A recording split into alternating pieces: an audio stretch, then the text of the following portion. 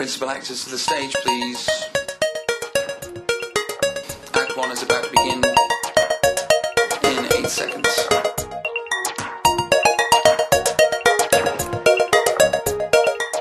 Hello and welcome to Design Talk, helping you become a better graphic designer. I've only got a few minutes, but I'd like to show you my top 5 favorite fonts. So I'm just going to start my screen recorder and get right to it.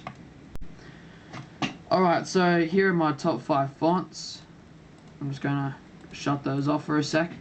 So first I'm going to start with Helvetica. Now Helvetica is a great logo font, but it's a very nice multi-purpose font actually. It's good for logos. It's been seen on the Apple website as well as the Woolworths Australia logo, the new Woolworths logo, which is quite a good logo, and I admire the graphic designer who designed that. Helvetica is a really great font because it comes in a lot of styles. For example, it can become very thick and very thin.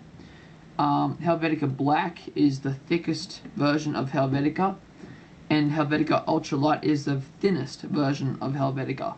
Helvetica Roman is what's up the top here, and that's the mild font, the medium version, and the standard one. Both of here is another good font. It's a logo font. What I like to do with this one, this is my signature NighthawkMedia font. And what I like to do with this logo is I like to change the color of the capital B of the first letter, excuse me, and that becomes a real great logo. USAAF STENCIL is a great font for if you're doing army work or military stuff in After Effects or Photoshop. If you're doing something for like a military-based design work, then that's a great font to use. Writers is another good font, which is a good graffiti font and is good for, again, like a USAAF Stencil, good for After Effects and Photoshop. And even Illustrator Series 5 with the new perspective drawing tool, you can put graffiti on the walls you make in the perspective drawing tool. Golden Pony is a great font for logos. I'll just bring up an example I made of a logo. What I like to do is make a logo, a single word, and then exclamate. Is that even a word? Make an exclamation on the that's a hard word to say, on the second last letter, or on the word, on the letter that's needed, by using a second color for that letter. Downsides of I got a downside of one of the fonts, which I should have pointed out.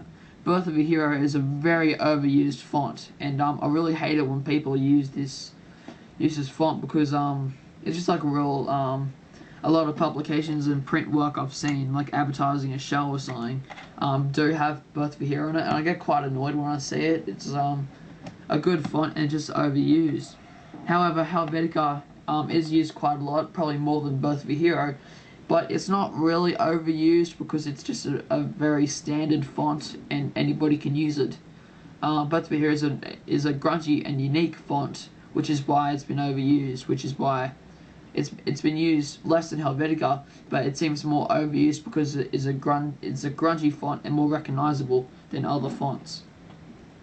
So that's Design Talk for this week, ladies and gentlemen. I would like to point out that Design Talk videos, unlike tutorials, will come out at random at any time. I'd like to thank you for watching. Please rate, comment, and subscribe.